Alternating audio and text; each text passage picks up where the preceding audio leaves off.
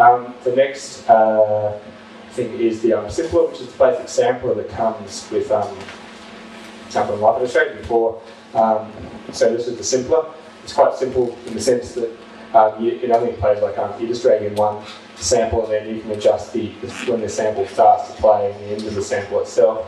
And again, it works by, as long as you have the coordinator down there highlighted, you get a controller set up right way, it'll play it back with your controller. Yeah, so it's quite simple, and I remember I used to try and get samplers to work with my other software, and it used to drive me nuts, and they'd drop out. And sample with Apple, it seems to be quite stable, and you're playing back live straight away, and it's quite simple to use. It's sort of idiot proof in a sense. The final main instrument you get with Apple Live by default is a thing called the operator, which is their synth, which has a whole sort of range of sounds as well, which I just use it for some fairly basic, sort of like electric piano sounds. There's even like an ambient sort of synth sound I use on my tracks. Yeah, so there's quite a few sounds that sort of come with just within that built-in synth. But on top of that, there's other sort of plugins that I use, like I mentioned before, that Pro 52, which is the Prophet 5 emulator, which is a VST plugin, which you can drag in as well. So the whole range of things and various other effects, let alone just instruments as well, that come built in with that. So I've got to talk a bit about some effects.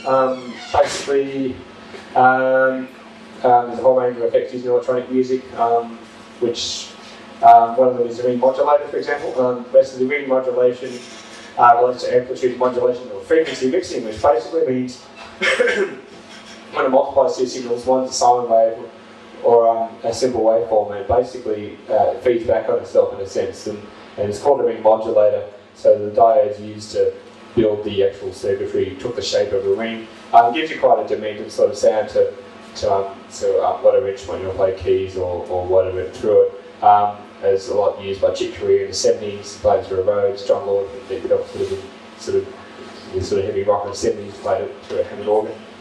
Luke Vibert uses it sort of more sort of electronic music itself. The sound of a ring modulator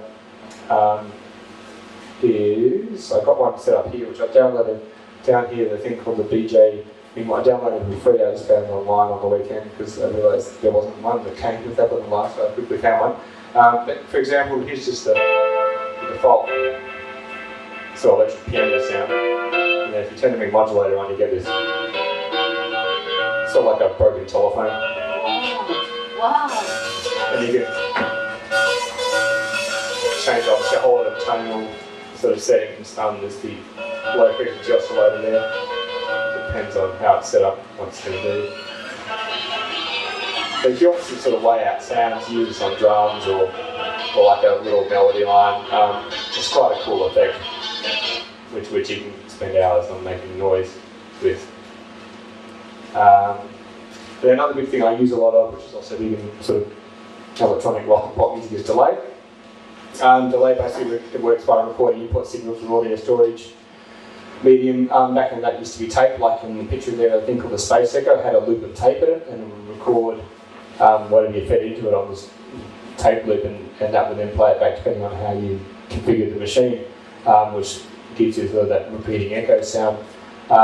With delay, there's two main settings: delay time, which is repeats or echoes per the speed of how quick or slow the echoes are, and the feedback. How many times the actual echoes will be repeated. It's used a lot of dub, which is sort of that sound of the ringing out snare drums that go on forever. But yeah, I use delay a lot in a lot of things. Even just like the old electric piano here, I'll turn the ring modulator off. That's just the plain thing. I'll use that I use it a lot when it's within time or something as well. So I actually have the sends. Basically, you sort of descend within Apple Live through here. And basically, it's a delay unit. This one's called ping pong because it makes a ping pong sort of sound where the sounds bounce around. And the good thing is that it will automatically sync up again to the speed of your track. So it'll give you a delay with some time, which is sort of one of the nice things about delay, so it'll give you more depth and sound. So Even when it's in time, like I said, a chord, it'll give you an echo that's in time, and you can sort of basically, depending on how much you decide to send to it, where's it going? Will depend on how much delay you get. So you get more delay. They're very quite cool on drums. That's just a delay. The thing is that it's a pretty speed up and down. I've set my MIDI controller so I can control that with the knob, but I don't have to touch the mouse to do it. And you try using a MIDI controller and delay itself. And yeah, pulling it wings out after you finish the track, sort of by default in Ableton, which is a nice way to finish a track. Sounds cool.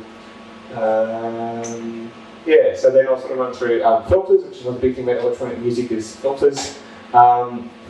Basically, there's sort of three main filters. It's your low pass filter, which allows you to pass as low frequency sounds, that chops the top end of the sound off.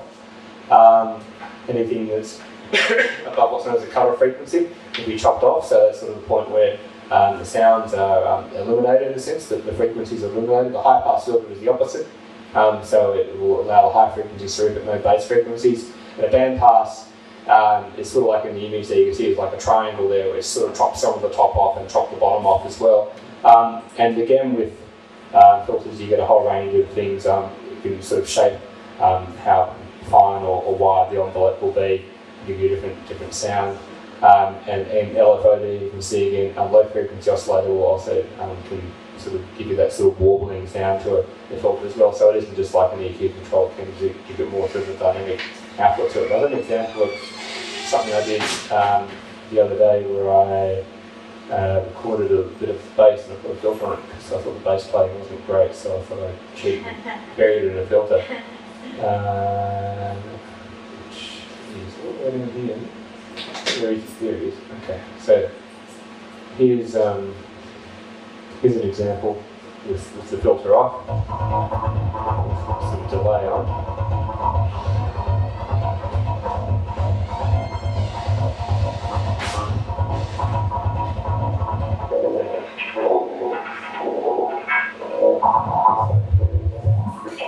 So you can do that sort of extremely. You might have a lot of techno where they'll have a track and they'll work a filter from low to high and then come back and do a lot of main or remove it. That's using a filter basically.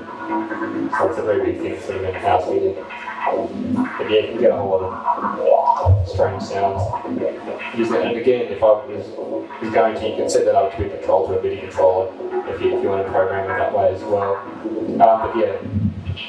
There's the LFO sort of amount that's going in there, and it also depends on, because the low frequency oscillator actually generates a tone there, so if you change to a sine wave, the effect and the rate and how fast that sort of thing spins as well can control the tone and make drastic different sounds.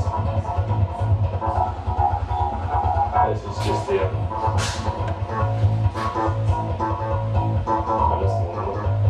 but yeah, so that's just what the natural sounded like and the filter.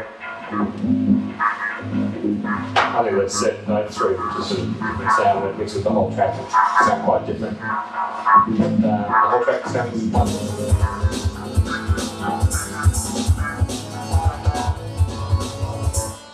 I'll sort of get a bit as I sort of do a bit more playing later on.